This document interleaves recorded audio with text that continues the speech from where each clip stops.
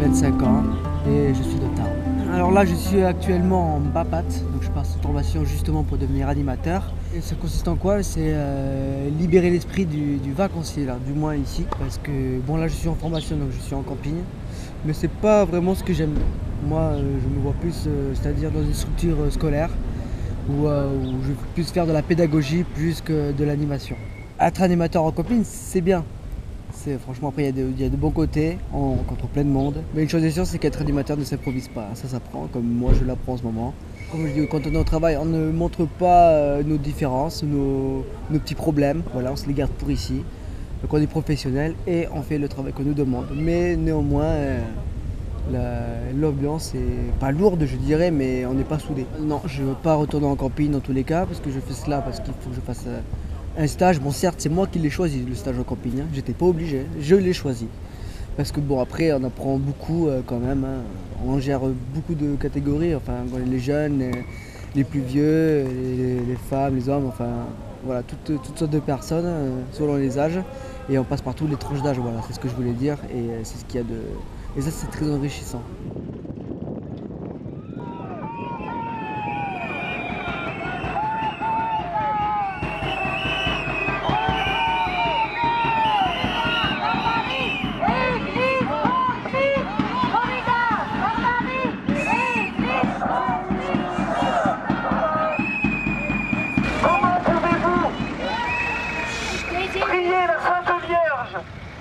En faisant couler le sang.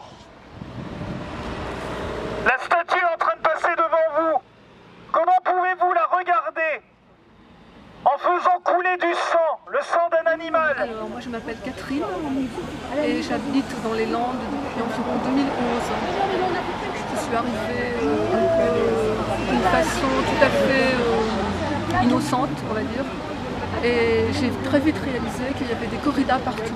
J'ai réalisé à partir de ce moment-là qu'en été notamment, mais aussi tout le reste de l'année, il y avait des férias avec des différents massacres de taureaux, soit des corridas, soit des novilladas, qui étaient faites souvent en l'honneur de ces saints, les saints protecteurs.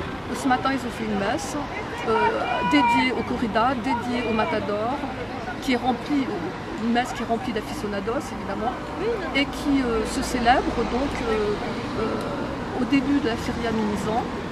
Ensuite, ils vont conduire la Vierge jusqu'aux arènes, où elle va protéger les toreros et tout le public pendant toute la corrida de ce soir.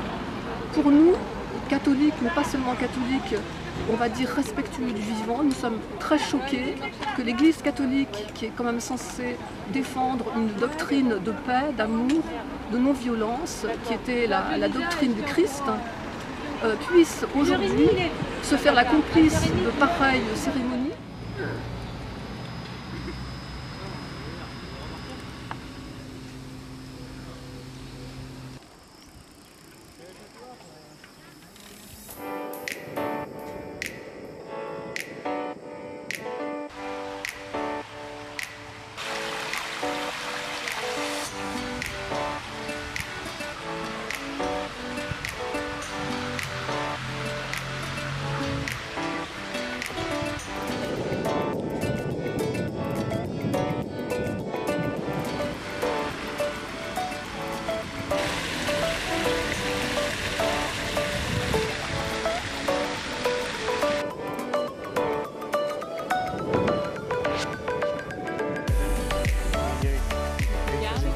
Zeno. Chiamo Zeno. Quanti anni hai? Zeno, ho 8 anni e mezzo, vengo da Verona. Io sono Guido Viero, ho 10 anni. Io sono la mamma, mi chiamo Caterina. Io sono papà e sono Fabio, ho 46 anni. Siamo partiti da Verona con la macchina. La macchina è rimasta a Biarritz, abbiamo preso le nostre bici e lungo la Via Odissea arriveremo, speriamo, a Guayan, quindi un totale di quasi 300 km con una media giornaliera di 30-40 km. Abbiamo già fatto delle altre esperienze in bicicletta insieme ai bambini e questa ci sembrava una bella pista ciclabile che permetteva non solo di andare in bicicletta ma anche di andare al mare e vedere dei bei paesi, delle belle città interessanti. A me è piaciuto il campeggio, mi piace quando siamo nella tenda. A me è piaciuto il mare quando sono andato col bodyboard sulle onde. A me piace la libertà di andare con la bicicletta senza avere vincoli di macchine o In mezzo alla sì, natura. di fare anche un po' di fatica, quindi di guadagnare la tappa faticando un pochino, non sempre, è tutto molto facile. Tu non fai, noi sì. Non fai fatica, ma con noi i carrelli. sì, che portiamo tutti i tuoi bagagli. Sì, perché quest'anno lo facciamo in campeggio. La maggior parte delle tappe abbiamo nei carrelli tutta la nostra attrezzatura. A me piace molto perché è un modo di stare tutti insieme in famiglia e uniti e divertirsi insieme. Scusi, vado sempre avanti. Infatti, appunto. No, è la terza volta. La prima volta abbiamo fatto la ciclabile del Danubio, quindi da Passau a Vienna. Da Linz. Da Linz a Vienna. Poi quella... L'anno scorso abbiamo fatto un pezzo intorno ai Castelli della Loira. Sì. E quest'anno siamo qui. Pensiamo Vi piace? di sì. Vi No? piace Vi andare piace? Volete in fare vacanza anche un così? altro anno? Sì. Sempre sull'oceano però. Sempre sull'oceano. Però in un altro paese. Non in Francia. Potremmo partire dall'altra parte dell'Inghilterra.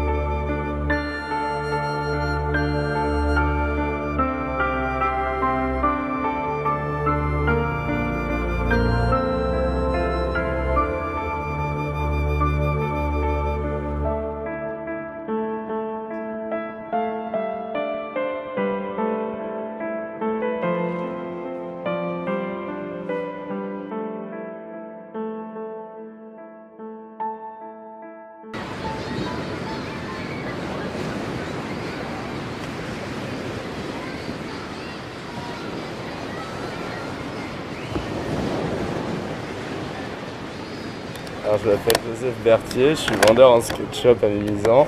Je suis saisonnier, je suis venu là un peu par hasard en suivant un pote.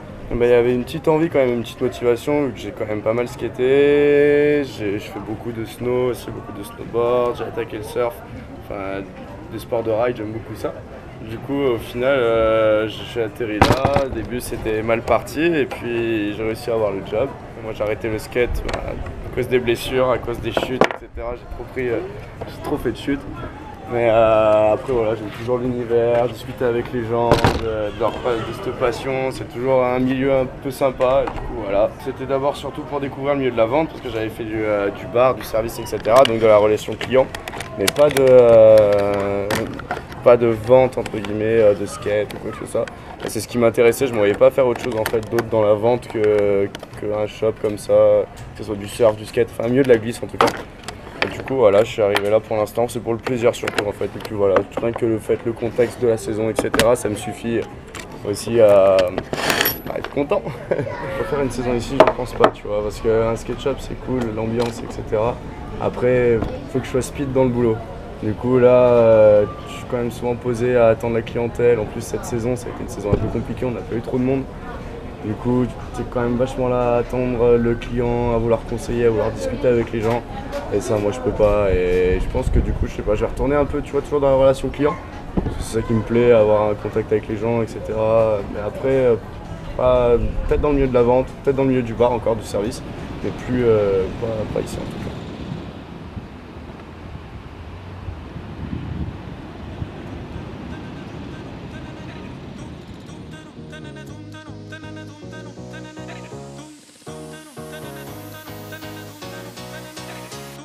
Je m'appelle Esteban, j'ai 13 ans et demi, je pratique le diabolo depuis que j'ai 5 ans. J'en ai reçu un à mon anniversaire et donc je me suis intéressé puis c'est parti de là.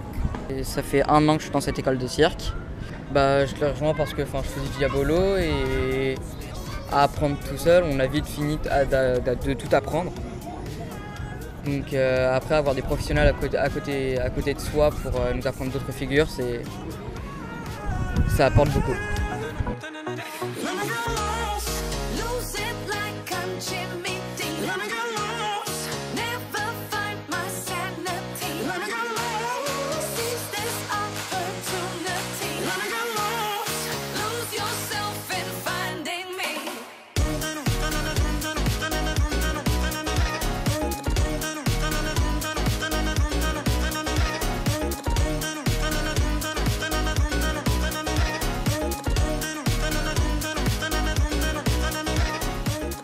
Que je veux faire de la compétition, non, ça me vient pas trop à l'idée. J'ai juste envie de pratiquer le diabolo comme ça, par envie. Mon niveau de diabolo, je le considère comme augmenté depuis que j'ai commencé. J'essaie d'augmenter petit à petit en grimpant les échelons.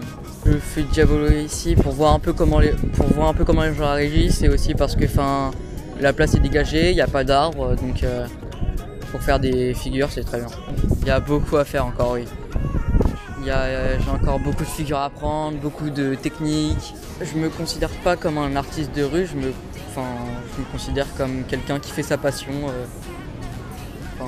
comme toutes les autres personnes qui ont une passion. Je pense continuer encore jusqu'à que j'ai tout appris.